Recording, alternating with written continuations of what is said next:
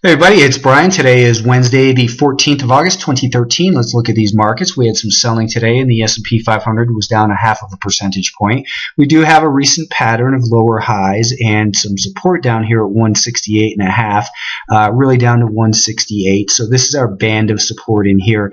But the lower highs recently tell us that the sellers are becoming a little bit more persistent. They're not waiting for a bounce to 170.25 before they take control. Instead, they took control 170. So we have these lower highs, and we have the more time support tested, the more likely it is to fail to hold.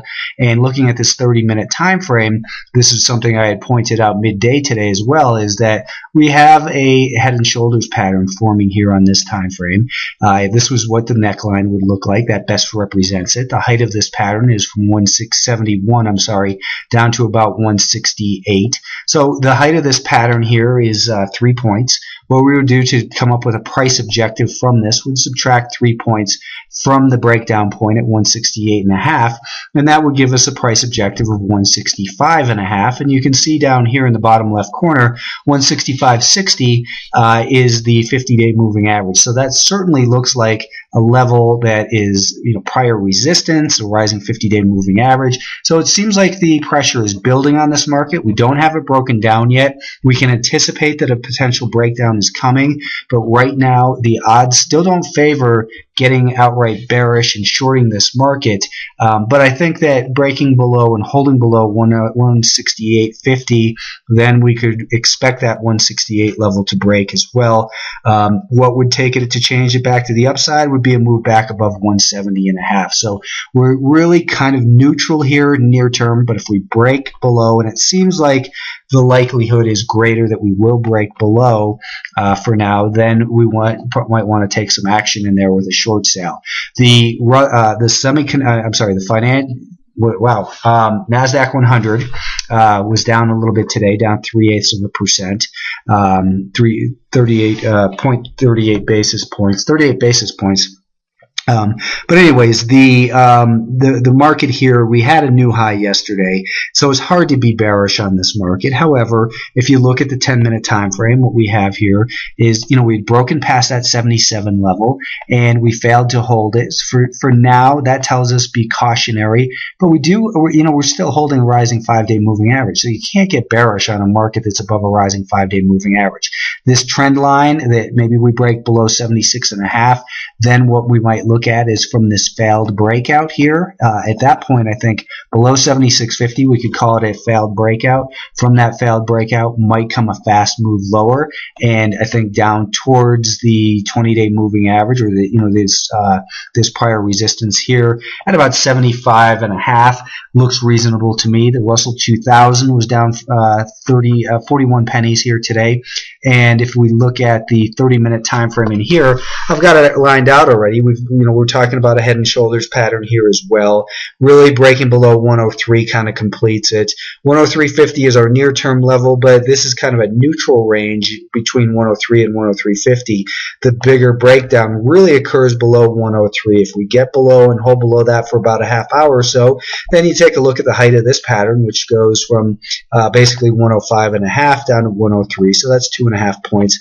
Subtract 2.5 points from 103, and that gives us a price objective of $100.50. You can see down here the 50-day moving average is at $100.95.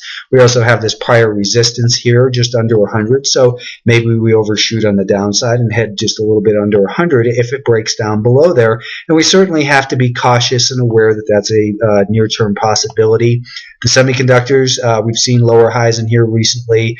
37.75 to 38 has been our important support level that has been holding. So if we break below that, then perhaps we're headed towards about the 100-day moving average at 37.5-ish.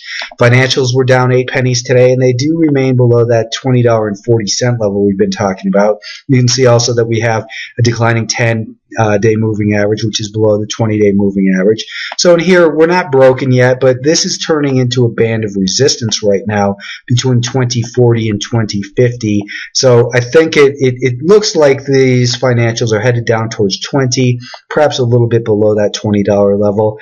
So in all of these markets, we've seen the advanced decline line deteriorating a little bit, and it's time to just be a little bit more cautious, not bearish, but cautious, and be alert to the possibility that this real nice rally we've enjoyed has undergone some distribution and may be due for a little bit deeper pullback here as the summer ends. The shares of Apple were up over 500 today, hit a high of 504.25, which just takes it a couple points. It closed last year at about 509, so we're within a few points of where we closed out last year, which is pretty amazing because we've had a heck of a rally here since the earnings report. And the earnings report was over here, I guess. But we've had a heck of a rally in this in Apple, and we held right at the volume weighted average price since the low in there. That was what we're talking about.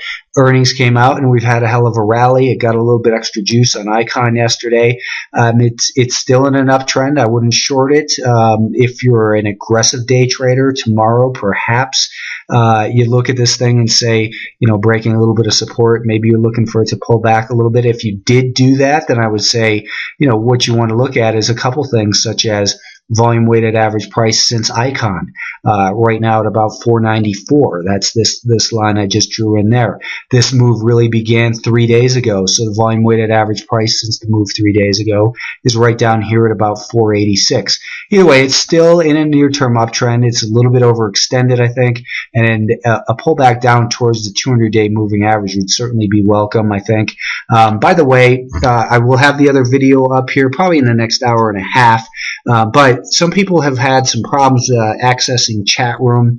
A new chat was installed, and it's possible you may need to clear the cookies from your browser in order to get in. You can sign in with Twitter if you like, or you can sign in as a guest, and it will remember you and just put a desired name in there, and that'll do it.